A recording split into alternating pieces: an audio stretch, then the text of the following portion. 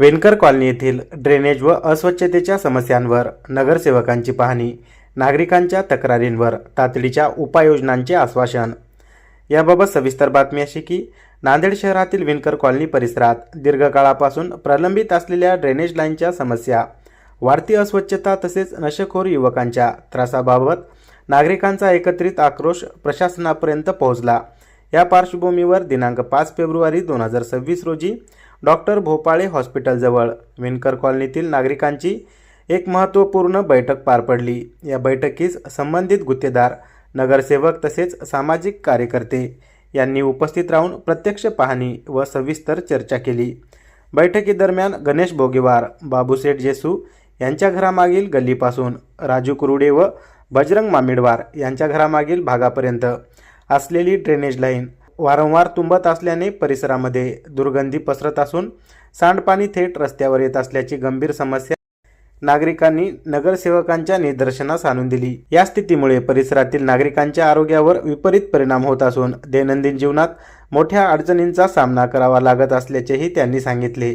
यावेळी परिसरातील अस्वच्छता, कचरा व्यवस्थापनाचा अभाव तसेच काही ठिकाणी नशेखोर युवकांकडून होत असलेल्या त्रासाबाबत नागरिकांनी तीव्र संताप व्यक्त केला।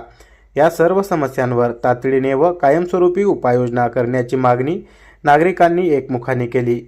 या बैठकीला परिसरातील नगरसेवक प्रतिनिधी तुलजेश भैया यादव व नीलम भाभी तुलजेश यादव, नगरसेवक साबेर चाऊस उपस्थित होते। त्यांनी नागरिकांच्या तक्रारी गांभीर्याने ऐकून घेत संबंधित अधिकाऱ्यांना तात्काळ कार्यवाही करण्याच्या स्पष्ट सूचना दिल्या। ड्रेनेज लाईनची साफसफाई, आवश्यक दुरुस्ती तसेच कायमस्वरूपी तोडगा काढण्यात येईल। तसेच अस्वच्छता व नशेखोर युवकांच्या त्रासाबाबत योग्य ती कारवाई केली जाईल असे आश्वासन यावेळी देण्यात आले।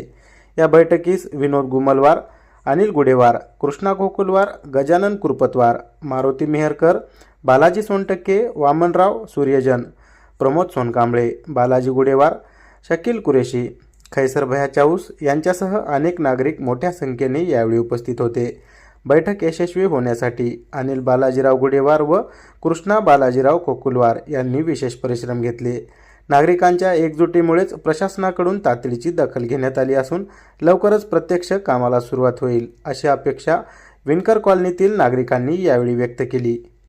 अभी प्रभाग नंबर 15 होने के बावजूद हम लोग तीनों जीत के आने के बाद यहाँ पे लोगों का विजिट किए थे। कुछ प्रॉब्लम 10-15 साल से यहाँ पे अवेलेबल थे, वो प्रॉब्लम दूर करने के लिए हमने प्रशासन के सभी लोगों को यहाँ बुलाया और बताया। इस जगह ऐसा है कि 3 फीट की गली है और 100 से 150 फीट डीप है वो। अब दोनों घरों का पानी एक जगह आता था। ड्रेनेज लाइन अभी डालना जरूरी इसलिए आवश्यकता है क्योंकि प्रशासन ने पहले इससे पहले करा था काम।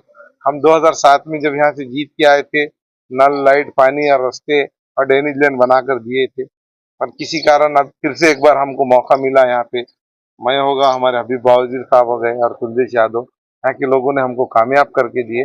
हमारा फर्ज बनता है कि इनकी हम सहूलत करके देना। हमने अभी माजी में जो होगा उसके ऊपर हमको कमेंट्स नहीं करना है। अभी यहाँ से हम उनको काम करने के लिए प्रशासन से काम करा के लिए अक्षरशः लोकांच्या घरामध्ये पाणी गेलेले तात्काळ या ठिकाणी जे रखडलेलं काम आहे ते सुरू होणार आहे।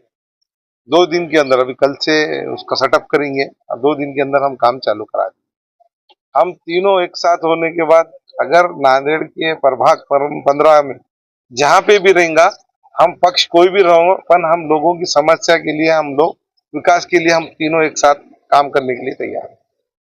आज आम्ही विनकर कॉलनी व लिंबोळी नगर या भागामध्ये पाहणी केली।